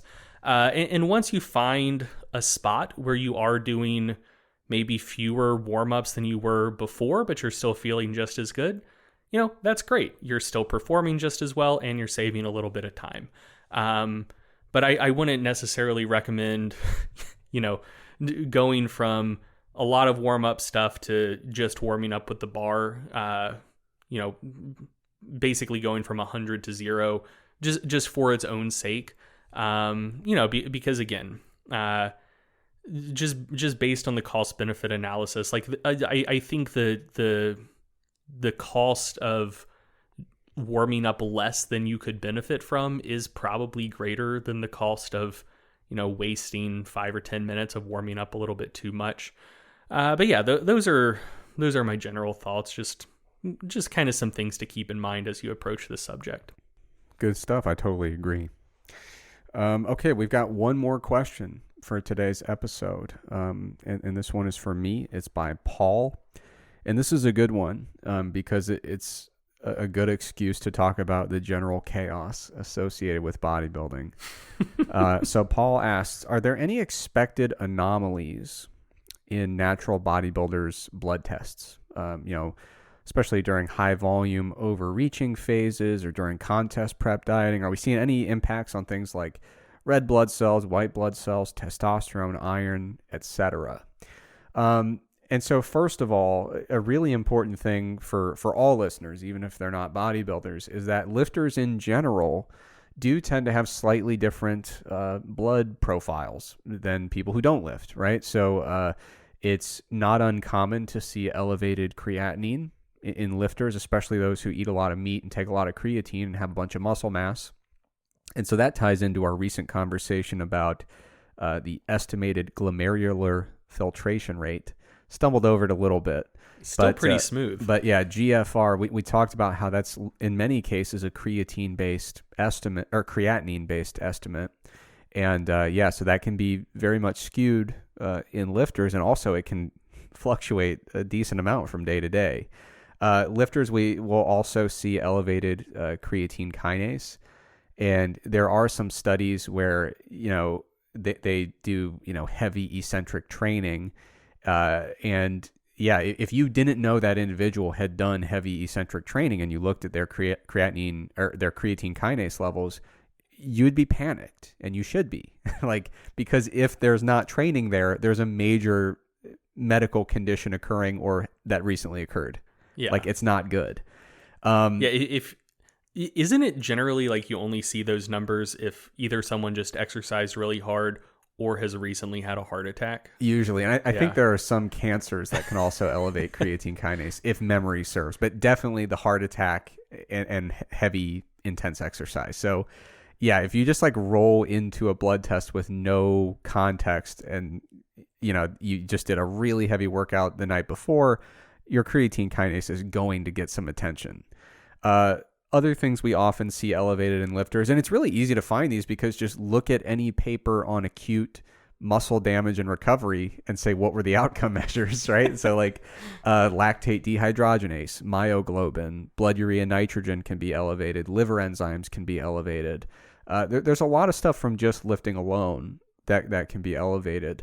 When it comes to overreaching, a lot of the early overreaching and overtraining papers would look at the cortisol to testosterone ratio. I'm certainly not indicating that that's a driver of overreaching, overtraining, or even a perfect diagnostic test, but it is a metric that does, when you really push somebody and intentionally try to make them overreach or overtrain, it's not uncommon to see a higher ratio of cortisol to testosterone. Now, when it comes to It's also not uncommon to see elevated levels of pro-inflammatory cytokines. yeah, So like interleukin 6, interleukin 1 beta, and tumor necrosis factor alpha are the three that kind of are most reliably elevated. Those I don't think generally show up on just kind of like baseline drug tests, or blood tests, I mean. yeah.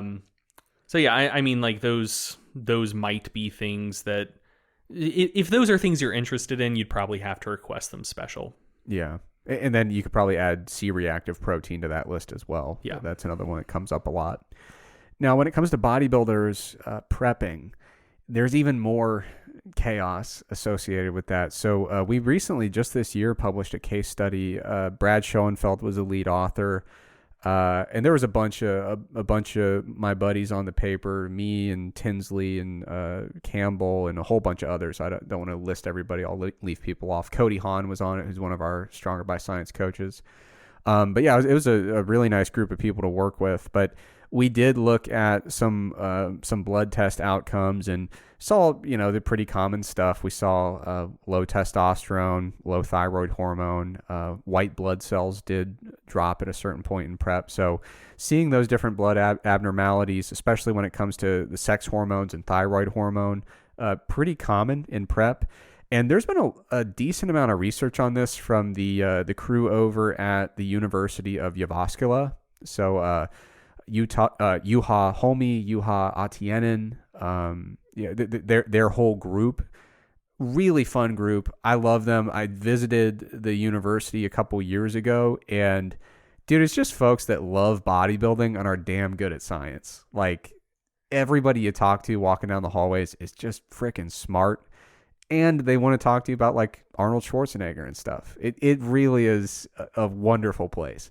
So they do a lot of great work on bodybuilding, and in the last few years, they've published stuff looking at some of these effects of, what changes during prep beyond the basic stuff, beyond, strength and body composition. So they did a study in female competitors they did look at body comp, but they also looked at some hormones, and they found that over the course of prep, they saw reductions in leptin, T3, thyroid hormone, testosterone, estradiol, and of course, increased incidence of menstrual cycle irregularities, which is not the least bit surprising. But the good news was that stuff generally reverted in the 3 to 4 months following competition. They did another study in a similar population, female physique athletes, and they looked at a variety of different biomarkers related to inflammation and the immune system. And I'll put the link in the show notes. You can look at all the specific biomarkers they looked at. It's quite an involved study, but generally speaking, over the course of prep, they saw attenuated markers of systemic inflammation, but also markers indicating some immunosuppression. So, looking through a particular blood test, if you're looking at things related to inflammation or immunosuppression, some of those can be altered over the course of contest prep. They published another paper, probably with the same cohort, I would assume, same number of participants, female physique athletes. And, they found beneficial changes in a number of biomarkers related to cardiometabolic health.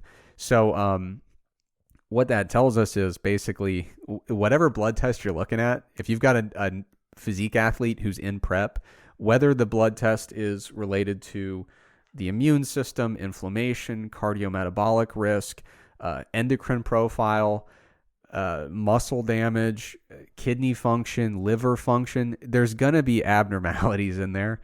And you have to consider which of these abnormalities is related to just being a person who lifts with a lot of muscle mass, what's related to their dietary intakes, what's related to the enormous caloric deficit and the low body fat.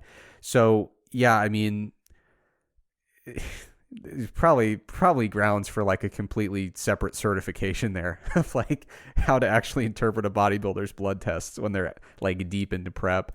And I do remember one funny anecdote. I had a buddy who was training a very, very, very elite, like IFBB Olympia level bodybuilder, and was going like rep for rep with them in the gym. But my buddy was not an Olympia level IFBB bodybuilder.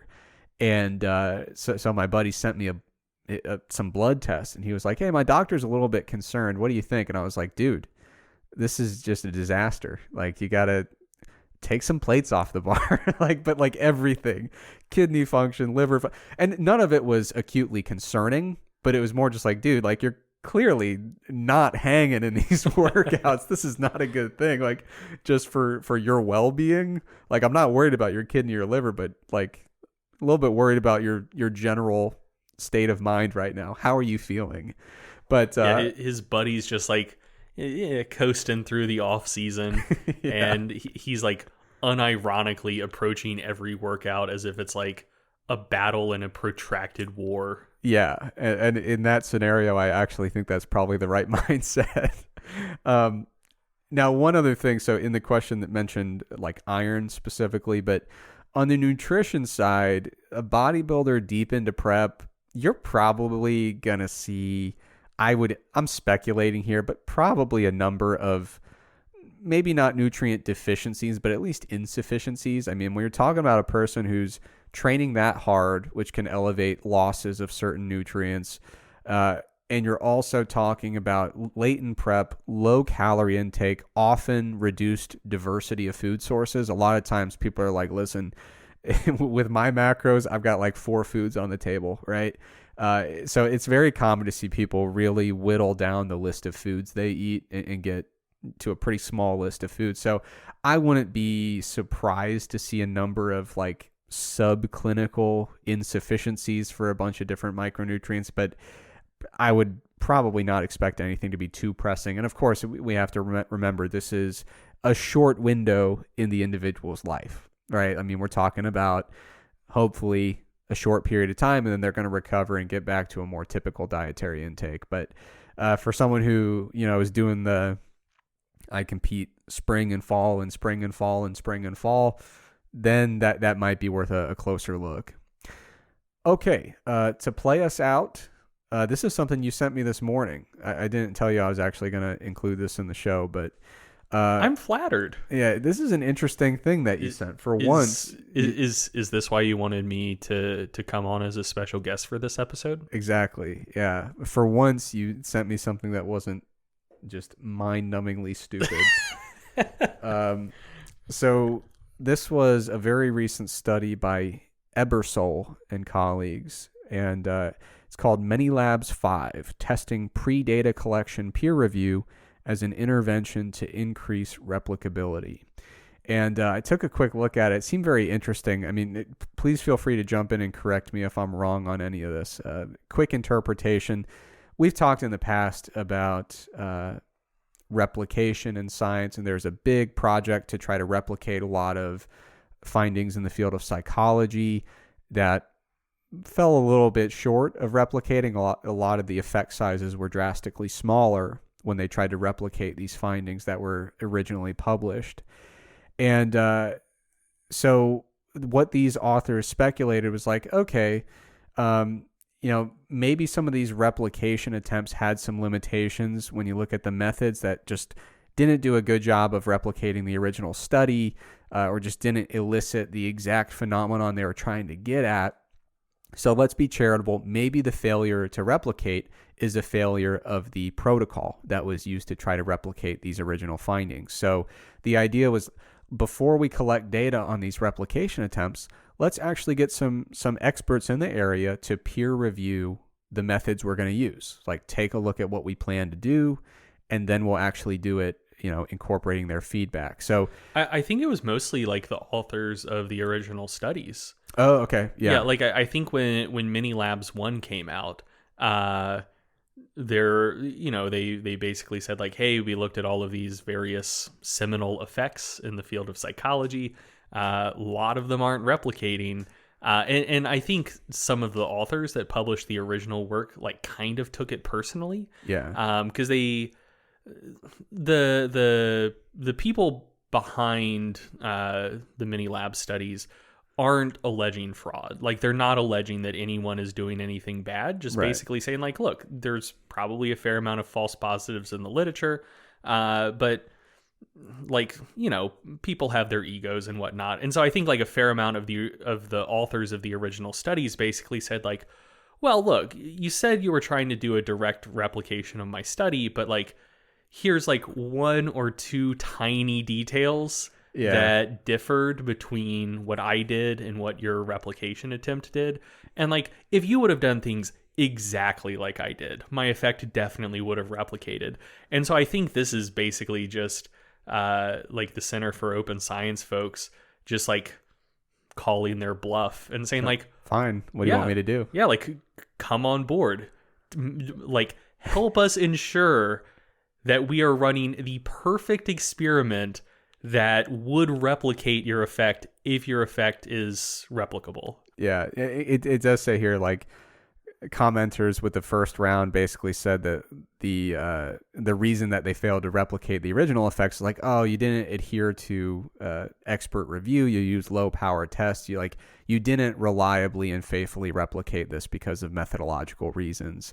And so, yeah, they basically we're like, okay, fine. Like, let's get feedback. Let's, hedge your bets as much as you'd like. And let's remove any possible questions about statistical power issues by having fucking 1,300 subjects on average for all of the effects they're testing.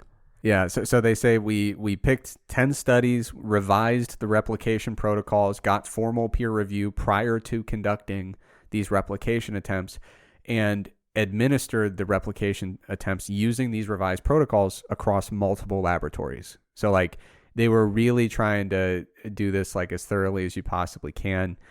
And basically they found that following this kind of updated pre-registered plan for data collection, the revised protocols that they used in this study, the effect sizes were very similar to the replication attempts previously that the original authors were a little bit annoyed by. I think if anything, it was actually a bit worse. So if memory serves, and I think, actually, I think this might be the difference. I think in this study, basically, they were looking at a subset of the effects that they were attempting to replicate in Mini Labs 1. But I do remember Mini Labs 1 like fairly vividly, and the mean effect size of the replication attempts was about half of the mean effect size of the original papers. And in this one, the mean effect size for the replication attempts was basically like a fifth the effect size of the original papers. Yeah. So at the very least, it didn't go the way the original authors were probably hoping, right? It'd be like, you think at least like, okay, well, it got a little bit closer to what we found. If anything, it looks like the opposite. So this is, it's psychology research, so it's not directly related to like topics that we look into a lot. But because we've talked about the importance of replication, we've talked about the kind of open science movement in the past, I figured it was a good thing to play us out because it's a little bit off topic. But, I think this kind of highlights why open science is important, why replication attempts are important, and to a lesser extent, kind of tying it all together, like why it's fun to do something like mass, because I think a lot of people on the surface would be like, well, just, I don't know, like read the abstract, see what it says. And if you're really skeptical, read the full text. But when you're trying to really apply research findings and contextualize them and get a good working understanding of a body of literature, you have to look out for this kind of stuff and say, okay, well, here's a study that has a finding, but what do similar studies find? Have there been replication attempts? If so, what do those replication attempts look like? Trying to piece together a body of literature and cut through the false positives, the false negatives, what's the term, like the first finders effect. Mm-hmm. So that's one of the ones that's really tricky because, I'm approximating the definition, but basically for any particular given topic, the most likely scenario is that the first studies to get published in that area are going to be the ones that find something pretty noteworthy, right? Like pretty exciting and kind of flashy. And it's not because anybody's doing anything wrong. It's kind of secondary to human nature, right? Like we start doing research on this topic, and if we try something new and something that's kind of boring and stupid, we might be like, oh, whatever. Like I didn't invest much in that study anyway. Like who cares? We'll just leave it. But if you find something cool and alarming and like really flashy, you're like, dude, let's rush this to the presses. This is cool. And so, when you're trying to evaluate, especially a brand new body of literature, there's so much context that goes into trying to really make practical replications or practical applications and takeaways from, okay, we've got one awesome study on this that has this really flashy effect, and then, one similar study with nothing. What do we do with that? Yeah. Well, and I mean, one of the other problems with that as well is like, not only does the first finder effect exist, but just like the way that sciences tend to work is like, there's almost like a patronage system where, like, if you're writing about a particular phenomenon, you are expected to cite and discuss the researchers and the paper that like first discovered and communicated whatever that phenomenon is. And so essentially the first finder effect, the outcome of it is generally like the first finding in a body of literature tends to overestimate the effect size. And then, just based on how expectations around citing quote unquote seminal findings works, is like that paper is the paper in that area of the literature that is going to get cited and discussed the most. And so it basically like sets an unrealistic baseline, not just simply from existing, but from being the study that like basically everything else is compared against. And so it becomes like normalized as like, this wasn't just the first finding, this is the most normal finding because it's the finding that people are going to be exposed to the most. Yeah. Like if you think about the topic of progressive overload, like if I say progressive overload, the first name that comes to people's minds is Delorme, because like he's the guy who did that, like in the 40s with army people. And I mean, like, dude, there's so many fucking resistance training studies now. There are literally thousands of names that you could associate with the concept of progressive overload.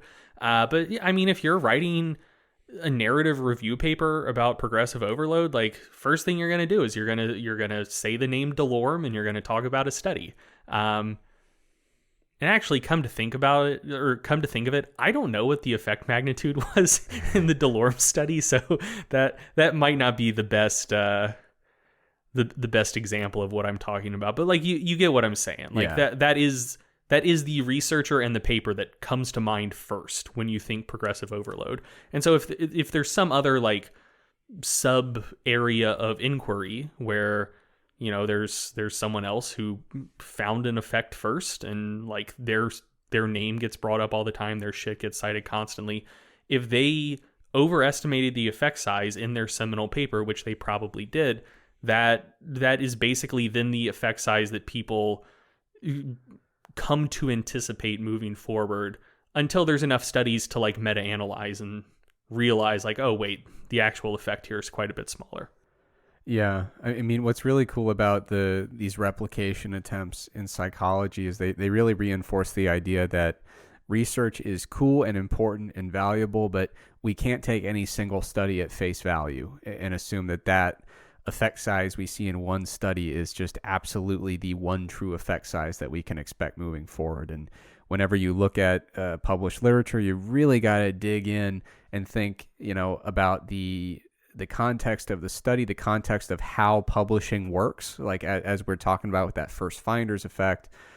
There's a lot to consider there. So I'm looking forward to our next episode 1 week from today. We're going to have the whole MASS crew on. Greg obviously is coming back. We're going to have Eric Helms, Mike Zourdos, and we're going to talk about all of our favorite studies from volume 4 of MASS, basically covering the entire year of 2020. So we hope that you'll join us a week from today, and we will be back soon. Thank you for listening to the Stronger by Science podcast. If you enjoyed the podcast, be sure to sign up for our free newsletter to get concise breakdowns of relevant research, as well as 28 free training programs for all skill levels and all schedules. We hate spam just as much as you do, so we'll only email you when we have something really interesting to share with you. You can sign up for the free newsletter at strongerbyscience.com/newsletter, or just go to the Stronger by Science homepage and click the free programs button at the top. If you want to join in on the Stronger by Science podcast conversation, be sure to check out our Facebook group and our subreddit. The links for both are provided in the description of today's episode. Finally, please remember that we are not medical doctors or registered dietitians. So, before you make any changes to your exercise or nutrition habits, be sure to check with a qualified healthcare professional. Once again, thank you for listening, and we will be back soon with another episode of the Stronger by Science podcast.